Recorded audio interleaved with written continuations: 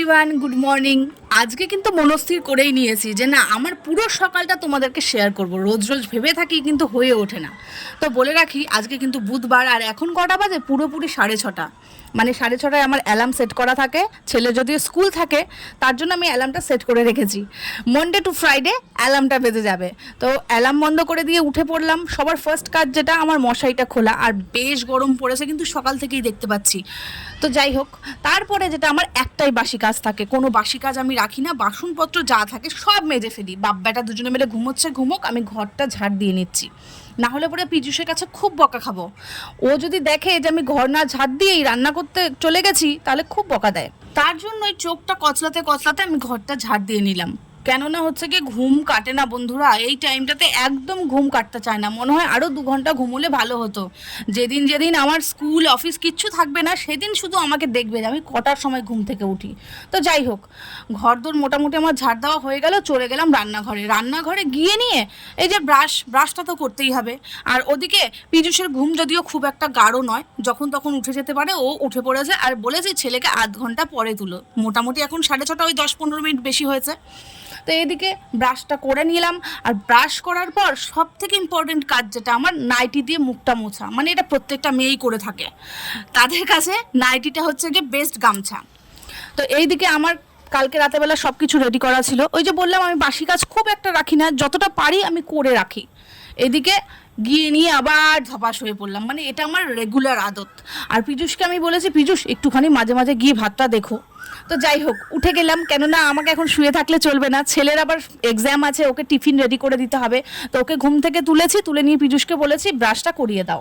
তো ব্রাশ করিয়ে দিয়েছে। এদিকে আমি জিজ্ঞেস করলাম কি টিফিনে নেবে, তো বলছে ম্যাগি করে দাও। তো ঝামেলা নেই। আর ওই যে ফ্যান ভাত দেখে নিয়েই কান্না ছুটে যাচ্ছে, তার মধ্যে ঘি দিয়েছি বলে কথা। তো অল্পটুকুই নিয়েছি আমি আজকে। আর এইটা দেখে অবাক হয়েও না বন্ধুরা।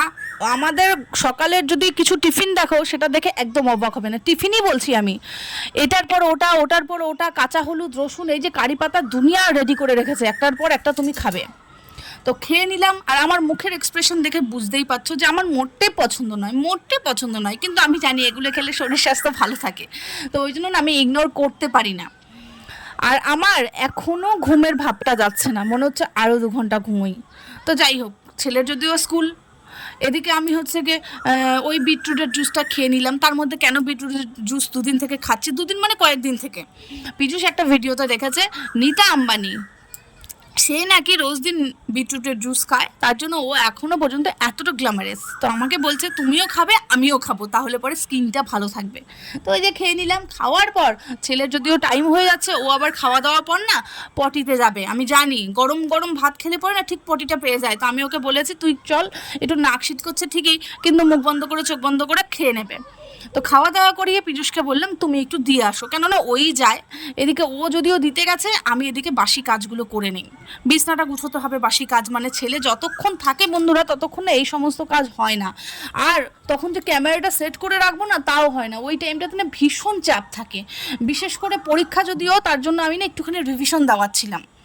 ওই জন্য একটুখানি মানে ওই টাইমটা হয়ে ওঠে না। আর পীযূষ যখন অফিসে যাবে তখনও হয়ে ওঠে না, তখনও একটু চাপ থাকে। আর পীযূষের ব্যাপারটা কি হয়, গাড়ি যদিও নেই যে টাইম টু টাইম গাড়িতে করে ওকে যেতে হবে, তার জন্য ও 2-4 মিনিট লেট হলে কোনো ব্যাপার হয় না। তো এইদিকে বিছনাপত্র মোটামুটি হয়েই এসছে। এদিকে পীযূষেরও আশা ভাব। আমি ওকে বলেছি আজকে কিন্তু বাজারে যেও না, কেননা ওর এক জায়গায় ইনভাইট আছে। আর তোমরা তো ভালোই জানো যে পীযূষের যদি ওই ইনভাইট, পীযূষের বলো না, যে কারোর বরের যদি বাড়িতে খাওয়ার না থাকে, তাহলে বলে বউরা কিন্তু বাড়িতে একদম রান্না করতে চায় না। তো আমারও তাই হয়েছে। তো এইদিকে ওকে আমি বলেছি আমি যা পারি করে নেব। আর ইয়োগা করেছে, ইয়োগা করে দেখো ম্যাটটা অমনি রেখে গেছে। তো পীযূষ যদিও ঘরে চলে এসছে, আমি ওকে ঘরে বসিয়ে দিয়ে কটা ফুল তুলে নিয়ে আসি। ভাবছি আজকে সকাল সকাল স্নান ধান করে নেব। এদিকে সকাল সকাল আর কই হয়, স্নানটা করেছি বটে আমি, করার পর অনেকটা লেট হয়ে গেছে। কিন্তু এদিকে আমার ছেলেও চলে এসছে স্কুল থেকে। আর ডিপার্চার যদিও একটু তাড়াতাড়ি, ওই 12:40 নাগাদ ও বাড়িতে চলে এসছে। আসার পর আধ ঘন্টা জলে ভিজে ভিজে ও স্নান করলো। কেননা ওর নাকি বাথরুমে ওই শাওয়ারে একটুখানি স্নান করতে খুব ভালো লাগে। তো ঠিক আছে, গরমের দিন আমি অ্যালাউ করে দিচ্ছি। তো এইদিকে স্নানটা করানোর পর এখন তো খাওয়াতে হবে, কিন্তু কি খাওয়াবো সেটা হচ্ছে কি মেন কথা। তার আগে ছেলের এক্সাম, ছেলেকে বলেছি যে তুই কি করলি না করলি সেগুলো তো আমাকে ডিটেলসে বলতে হবে। তো ও এর জন্য আমার কাছে অনেক বকা খায়, কেননা ও কি বলতো, অন্যান্য বাচ্চাগুলো আছে না খুব পটু যে কি হবে পাই টু পাই এসে মাকে বলবে, ও আবার তাই নয়, আমাকে ওকে জিজ্ঞেস করতে হবে। তো ওই আর কি। তো আমার সকালটা তো তোমরা দেখেইছো, সকালটা আমার ভীষণ চাপের মধ্যে দিয়ে যায়, ভীষণ চাপ, ভীষণ। তার মধ্যে না আমার এত ঘুম পায়, তখন আর ইচ্ছা করে না কোনো কাজ করি। বেশিরভাগ দিন ভাত বসিয়ে দিয়ে আমি এইভাবে এসে শুয়ে পড়ি আর পীযূষকে হুকুম করে দেই, তুমি না একটু নেড়ে চেড়ে ভাতটা নামিয়ে দিও। প্রথম প্রথম বকা দেবে, পরের দিকে ঠিকই করে দেয়। আর দেখবে সকালের ঘুমটাই না গাঢ় হয়, তখন উঠে নিয়ে করতে ইচ্ছা করে না কোনো কাজ। আরেকটা কথা বলে না, কথাতেই আছে আর কি, ধৈর্যশীল পুরুষ আর রাগী নারী দুটোর কম্বিনেশন ভীষণ ভালো হয়, ভীষণ ভালো। তাদের সাংসারিক জীবনটা কিন্তু ভীষণ সুখের হয়। আমাদের অনেক ঝগড়া ঝামেলা লাগে, কিন্তু পরের দিকে সব ঠিকঠাক হয়ে যায়, এই আর কি। আর এই দিকে ছেলে কি করে এসছে এক্সামে সেইগুলি একটু চেক করলাম, না চেক করলে তো হবে না। ও আবার এত তাড়াহুড়ো করে কি বলবো। এইদিকে চলে এসেছি রান্নাঘরে, রান্না করেছি, রান্না না করলে ছেলেটাকে কি খাওয়াবো বলো, আমি তো যেমন তেমন। তো এইদিকে আমি না সয়াবিনের তরকারি করেছি কোনো রকম, আর এই যে দেখছো মাংস, আর এই যে আলু ভাজা, তারপর হচ্ছে কি ভেন্ডি ভাজা, এইগুলো কোথা থেকে এনেছি, মানুষের কাছ থেকে চেয়ে। মানুষকে বলেছি, মানে আমাদের নিচতলার প্রতিবেশীকে বলেছি যে পীযূষ তো নেই, তো ও শুনে নিয়ে বলছে তাহলে তো তুই রান্না বান্না করবি না, মানে প্রায়জনই জেনে গেছে যে পীযূষ না থাকলে খুব একটা আমি রান্না বান্না করি না। তো বলছে থাক, আমি যা করেছি নিয়ে নে। প্রতিবেশী যদি ভালো না হয় তাহলে কি করে চলবো বলো তো। তো আমাদের প্রতিবেশী আবার ভীষণই ভালো, চেয়ে চিনতে কিছুই আনিনি। ও নিজে থেকেই বলেছে ছেলেটা আছে বাড়িতে, কি না কি রান্না করবি নিয়ে যা, তো জমজমাট খাওয়া দাওয়া দুপুরের। তো তোমাদেরকে আমি বলিনি যে কোথায় পীযূষের ইনভাইট। তো অ্যাকচুয়ালি ব্যাপারটা কি হয়েছে বলো তো, এক বন্ধুর থ্রুতে আরেক বন্ধুত্ব হয়েছে। ওই যে দেখছো হাউজিংয়ের পেছনে, মানে বাউন্ডারির ওপারে নতুন একটা বাড়ি হচ্ছে, সেই বাড়ির দাদাটার সঙ্গে কোনো এক বন্ধুর থ্রুতে পীযূষের বন্ধুত্ব হয়ে গেছে। তো সেই দাদার আজকে ছাদ ঢালাই, তো বলেছে আপনি কিন্তু আমার এখানে ইনভাইটেড, আপনি এসে নিয়ে খাবেন। গাছের আড়াল দিয়ে আড়াল হয়ে গেছে, তোমরা বুঝতে পারছো না ভালো করে। তো ঠিক ব্লু টিনওয়ালা বাড়িটা নয়, নতুন একটা বাড়ি হচ্ছে। তো এই দিকে দেখতে দেখতে সন্ধে হয়ে গেছে, পীযূষ চলে এসছে অফিস থেকে, সেই দুপুরে আসেনি, এখন তাড়াহুড়ো করে চলে এসছে। ছেলেও দেখতেই পাচ্ছ একদম। তো যাচ্ছি নিশ্চয়ই কোথাও, বুঝতেই পারছো, কিন্তু কোথায় যাচ্ছি সেটা জানো না।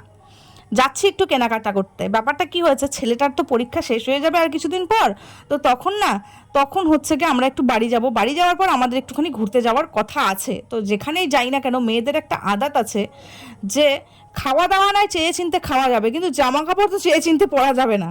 তো জামা কাপড় আমার ছেলের সবারই টুকিটাকি কিছু না কিছু কিনবো। তো ওই আর কি, পীযূষ বলছে যে আমার জিনিস আবার পীযূষ কিনলে তো চলবে না, বুঝতেই পারছো আমার ওর জিনিস একদম পছন্দ হয় না, তো আমাকে বগল দাওয়া করে এখন নিয়ে যাবে। অনেক কিছু কেনাকাটা করার আছে, ওই জন্য আমি রিস্ক নিচ্ছি না। আর যে হারে গরম পড়েছে, ছেলেকে বলছি একটুখানি পাউডার টুডার দিয়ে নিয়ে যাই। এদিকে ছেলেকে নিয়ে যেতে চাইছিলাম না, তো ওকে আবার কার কাছে রেখে যাবো বলো।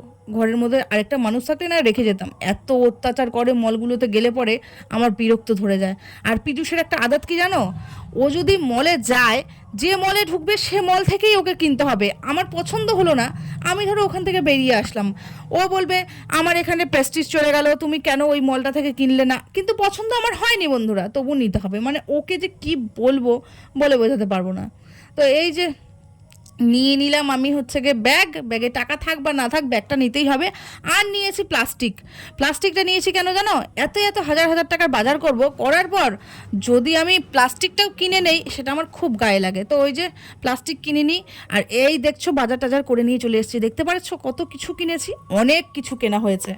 তো এখন আমি দেখাবো না, পরে এক টাইমে দেখাবো। এইদিকে বাড়িতে আসার পর কত কাজ ছিল জানো, দুপুরে খাওয়া দাওয়া করেছি, বাসনগুলো মাজিনি, বাসন মাজলাম, বেসিন পরিষ্কার করলাম, এই যে দেখছো রান্নার গ্যাস সেটাও পরিষ্কার করলাম, করে নিয়ে খাবার তো কিছু খেতে হবে।